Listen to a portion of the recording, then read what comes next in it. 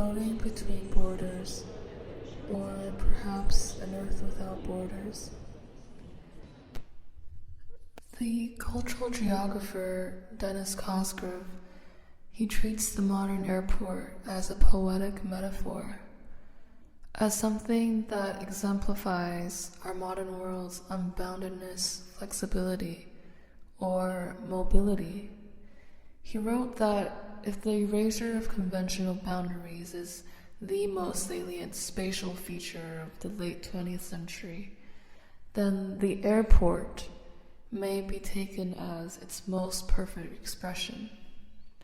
For him, the constant flow of travelers symbolizes a modern interchange that cuts through both geography and the constraints of time.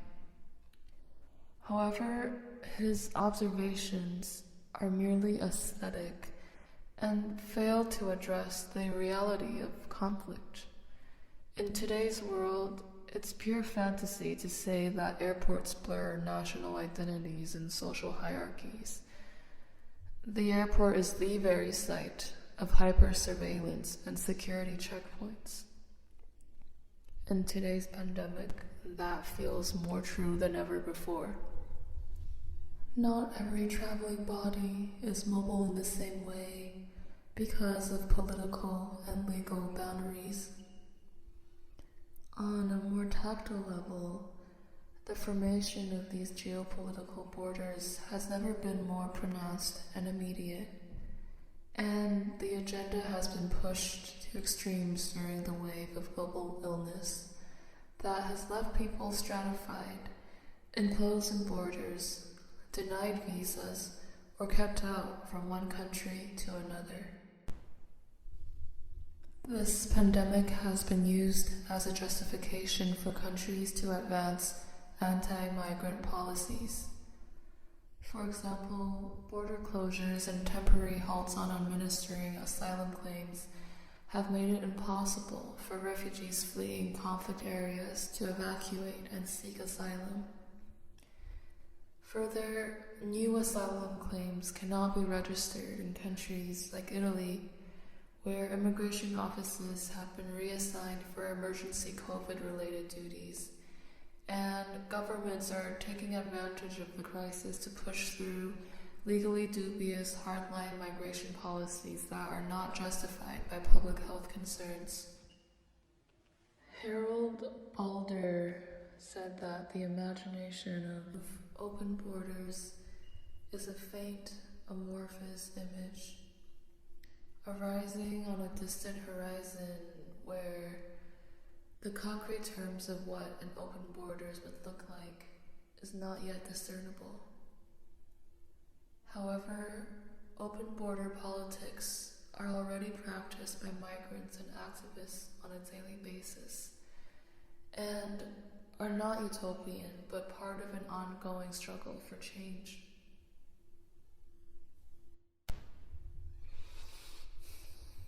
Borders have guards, and the guards have guns.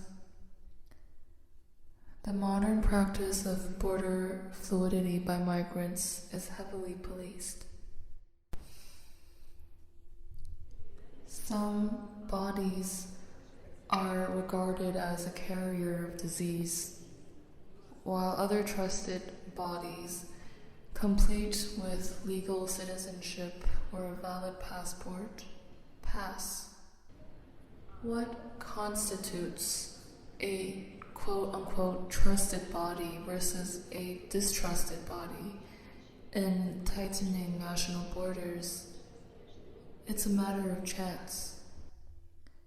And can one ask, what justifies one's claim to citizenship and membership of a nation-state? Political theorist Joseph Cairns argues that to be born a citizen of a rich state is like being born into the nobility of the Middle Ages, feudal privilege. Just as you do not get to decide on your citizenship, it entrenches these privileges by limiting mobility through borders. And like feudal practices, These contemporary arrangements are hard to justify. Feudalism restricts freedom, a constraint crucial to the maintenance of that system. Modern practices of state control of borders tie people to the country of their birth, and borders protect these birthright privileges. Joseph Caron says, if feudal protection of birthrights is wrong, what justifies the modern system? Ahmed Ozguk wrote on The Disorder of Things, an essay on pandemic borders. I quote, "Borders are not lines on the map. They are an affective experience produced by our everyday movements, narratives, and codes that simultaneously define our relations with the world. We tend to think of borders as legal administrative lines separating sovereign units. They are indeed lines, but not simply legal and administrative ones. And they are certainly not straight lines, but floating ones that could act as boundaries between life and death. For some, borders are everywhere. For others, they are imperceptible." As Arundhati Roy so aptly put, lockdowns around the world and the closing of borders was like a chemical experiment, subtly illuminating hidden things and hidden social structures. As the wealthy enclosed themselves in gated colonies, megacities began extruding their working class, their migrant workers, like disposable bodies or health threats, or unwanted accrual, and many found themselves neither inside nor outside borders. In spring of 2020, Indian Prime Minister Narendra Modi announced a nationwide lockdown. Hundreds of migrant workers seeking work were forced to return home, walking hundreds of kilometers, only to find themselves barred from both ends. And many low-wage Nepali laborers returning home were stopped at the border after Nepal restricted any movement from India. A boat carrying 400 Rohingya refugees from Bangladesh was abandoned at sea for weeks after their boat was turned away from Malaysia. All these instances show that refugees, asylum seekers, and vulnerable temporary migrants, whose basic right to move was already restricted before the current crisis, are once again transformed into these abject subjects of borders. What would radical reunion look like? What would Earth look like if we did not have borders at all?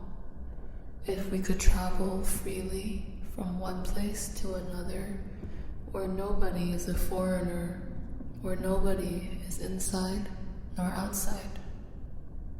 Floating between borders, or perhaps an Earth without borders. The imagination of a borderless world begins here at the hyperpoint of border bureaucracy, the visa room. Here, a one-sided dialogue happens with an expressionless mannequin. Who are you? Where have you been? Have you visited a farm in the past 10 days? Have you visited China in the past 14 days? Are you worthy enough as a person to come to this country? Are you carrying more than $10,000 in cash? And most importantly, are you carrying a disease?